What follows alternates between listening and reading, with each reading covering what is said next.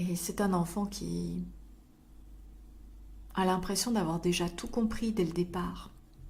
Comme si le jeu de la vie était déjà en quelque sorte tracé, qu'il y avait juste à dérouler, à lancer les dés, mais qu'en fait, l'essentiel était déjà inscrit quelque part. Et malheureusement, pour cet enfant, ce qui est déjà préinscrit, ce qui lui semble déjà se préparer et vouloir advenir au fur et à mesure des années, c'est pas forcément quelque chose de très joyeux. Ça donne pas trop envie de vivre finalement. Pourtant, il y a aussi des choses positives autour de lui. Et peut-être même qu'il aurait toutes les raisons d'aller bien, d'avoir envie de grandir, de trouver sa place, de se lier aux autres, de réussir peut-être comme les autres disent. Mais il y a beaucoup de questions. Il y a beaucoup trop de questions en vérité. C'est super intéressant parce que j'ai remarqué qu'en musique, souvent, je, je- je caricature un peu, mais il y a souvent deux approches. Il y a des gens qui ont vraiment peur de se lancer, qui se disent bah, si je commence la musique, il va falloir que ça soit très sérieux, que c'est assez exigeant, puis avant d'avoir un résultat ou du plaisir, bah, il va se passer un certain temps. Donc parfois ils se découragent en cours de route, voire même avant d'avoir essayé. Et puis il y a d'autres personnes bah, qui font le chemin un peu académique et puis au bout d'un moment se sentent un peu bridées et puis bah, savent pas trop quoi faire de leur bagage musical et osent pas se lancer quoi. Du coup, bah, je vois que toi finalement naturellement t'as créé de toi-même parce que t'avais pas peut-être le cadre Oui, qui j'avais t'empêchait pas de la le faire ou possibilité. comment tu vois ça? Oui, c'est ça. En fait, c'est plusieurs trucs. J'avais pas la possibilité, donc du coup, j'ai fait comme je pouvais. Je pense par moment, Ah il me oui, semble. je te rejoins complètement en fait, oui, sur finalement l'importance de rester dans le moment présent et de dire bah, je reste Ouais, concentrée sur ce que je fais. Et justement, c'est ça peut-être, tu me diras ce que tu en penses, qui nous amène bah, à accepter d'être vulnérable et de se dire bah oui, peut-être que l'objectif, je vais le laisser tomber ou j'attendrai plus tard ou on n'en entend plus parler, mais là je me mets à nu et je donne ce que j'ai à donner quoi. Mais c'est vrai que ça exactement. demande un certain travail, effectivement, mais ça, ouais, ça n'empêche pas le plaisir non plus. En fait, c'est marrant cette ambivalence entre bah, c'est un vrai travail, mais c'est ça qui mène au plaisir. Et je peux pas, par contre, me Oui. cacher derrière, oh, je fais du travail, ou je répète, j'essaie de le faire joli ou esthétique. Ça, c'est un faux travail, en fait. Ça, c'est un travail de surface, quoi. Mais Ouais, c'est un truc de confiance aussi. comme tu dis, la comparaison, de toute façon, ça, c'est complètement toxique, quoi. Ça tue toute envie de créer, quoi. Ouais, Et puis puis, la par contre, créativité, ni de la s'écouter, créativité. connaître ses besoins, et comme tu dis, effectivement, tout est là, quoi. En fait, la confiance, moi, je pense aussi qu'elle elle est déjà là, elle a été perdue, engloutis sous des couches de carapace qu'on s'est mises pour X raisons, l'entourage, l'environnement, bref, le parcours qu'on a chacun. Et il y a juste à enlever ça, faire sauter les carapaces pour retrouver ce qu'il y a au fond, quoi. Mais c'est vrai que ça demande ouais, de se poser, sûrement, ouais, prendre le temps de s'écouter et puis de laisser bah, jaillir ce qui a envie de jaillir, quoi. Mais ça fait peur aux gens, mais je trouve par exemple bah, l'impro, qu'on partage un peu en commun aussi, l'improvisation, c'est vraiment génial pour ça, quoi. Peut-être que tu peux en parler un petit peu, comment à la fois bah, ça libère, mais ça structure aussi, en fait. Donc accepter que ouais, les choses se terminent, effectivement, soient pas finies complètement peut-être, soient pas parfaites, et c'est pas grave, ça laisse la place pour autre chose, quoi. Et Oui, oui, jamais rien n'est parfait, hein. pour l'avoir vu aussi, effectivement, il y a quelque chose de... C'est désarmant, en fait. Parce que oui, il a aucun code, tout est hors cadre et ça vient ouais, chercher quelque chose, on ne sait pas quoi, mais ça vient ouais, nous toucher au plus profond. Et c'est vrai qu'on rêve tous de ça quelque part, quoi, de ressentir cet état, de pouvoir le donner, puis aussi ouais, de le recevoir quoi, dans les deux sens. Quoi. Voilà. C'est un premier pas sûrement de déjà oser produire les choses de soi-même tout seul, quoi, en sécurité. Voilà. Je fais mon dessin, j'écris une page ou même trois mots, peu importe, mais un tout petit truc, mais au moins qu'il y a une trace. Quoi. Je l'ai fait, c'est sorti, personne ne le voit, personne ne va les regarder, c'est tranquille. Quoi. Et de toute façon, cet élan de vie qu'on ressent à se faire du bien, à être bien, on a envie de le partager tout simplement, on a envie de le communiquer. Il n'y a pas à choisir en fait, il y a juste à continuer ce qui est bon pour nous, sachant que les autres nous rejoignent d'une manière ou d'une autre, même s'ils sont loin, ils peuvent nous faire coucou. Ça n'empêche pas la connexion, le lien, la relation, on peut se faire de plein de façons. Ça n'empêche pas d'aimer les autres. On peut aimer quelqu'un même s'il ne prend pas soin de lui. Et ce qui fonctionne par contre, c'est l'exemple. L'exemple associé à l'humilité, c'est-à-dire ne jamais donner de leçons. Il n'y a pas de leçons à donner, je ne suis pas là moi-même pour ça, mais juste incarner sa conviction, incarner sa vérité. Ça vient toujours, d'une façon ou d'une autre, au bon moment, à la dose qu'il faut, allumer l'étincelle chez les autres. Non pas pour leur dire, regarde, je fais comme ça, c'est bien pour moi, fais pareil, mais allumer sa propre flamme qui va lui dire, ouais, j'ai envie de vivre ça, mais à ma façon, à mon rythme, sur mes chemins à moi, fait de traverse, fait d'aller-retour, parce que toi, ça t'est arrivé aussi, tu sais très bien, ça n'est pas linéaire. Et surtout, c'est une invitation à la compassion, qui n'est pas du misérabilisme, ni de la pitié, ni de la comparaison, mais vraiment de reconnaître que pour toutes les fois où je me sens bien, juste à l'intérieur de moi, où je sens qu'il y a des espaces qui s'ouvrent de connexion à quelque chose de plus grand, de retrouvailles en fait avec mon essence profonde, avec ce qui me porte, avec tout simplement la joie, le bien-être dans le corps. Pour toutes ces fois-là, où je constate qu'en miroir, il y a quelqu'un qui se sent pas bien, qui a l'air de patauger un peu, et ben me rappeler que moi aussi je suis comme ça parfois encore, que moi aussi j'étais longtemps là-dedans et que je peux y retourner à tout moment et que c'est grâce à ça que je reste humain, que je peux faire des liens avec les autres. Notre démarche, quand on veut évoluer, progresser, part toujours d'un problème.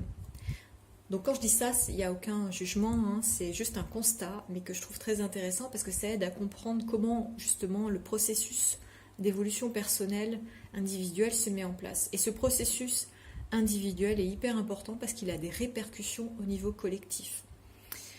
Les problèmes avec les personnes, pas les problèmes avec les personnes, mais les problèmes avec lesquels ces personnes sont venues, ces bagages en fait, qu'est-ce que c'est ? C'est j'ose pas faire entendre ma voix, c'est-à-dire que je n'ose pas prendre la parole en public ou dans des cadres intimes justement, parce que des fois il y a des dichotomies, on peut être relativement à l'aise en sphère publique dans des situations de représentation et par contre dans l'intimité on n'arrive plus du tout à être soi, à être à l'aise.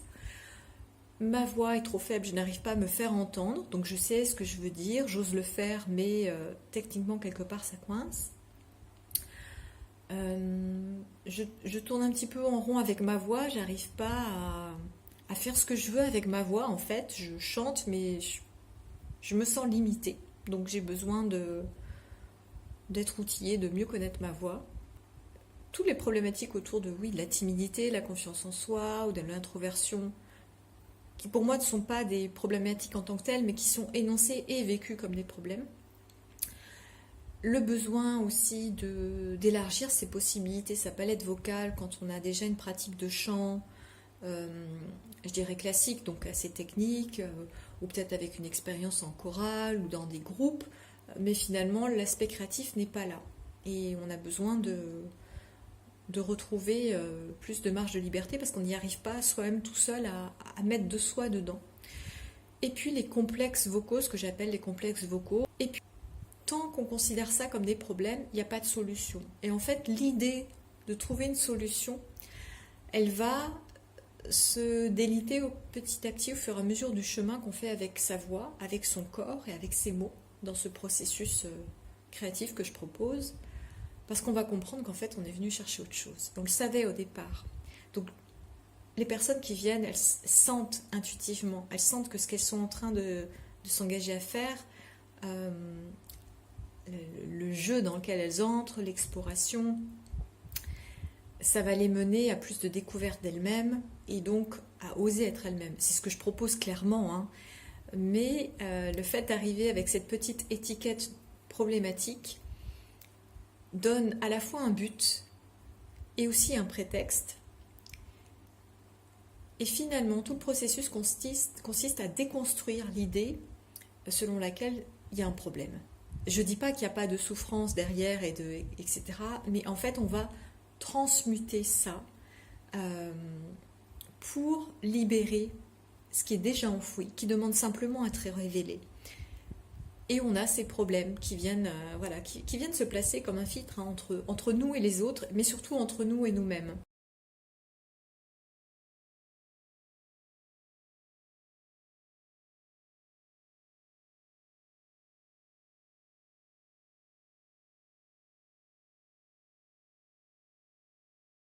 Le ressenti, c'est l'expression de notre sensibilité, évidemment. Et ce ressenti, souvent, on voudrait le camoufler, ou l'apaiser, ou l'atténuer, ou le faire comprendre aux autres. C'est pas toujours évident. Et aussi, on se retrouve seul, des fois, avec nos ressentis, en ayant l'impression qu'on est les seuls à traverser ça.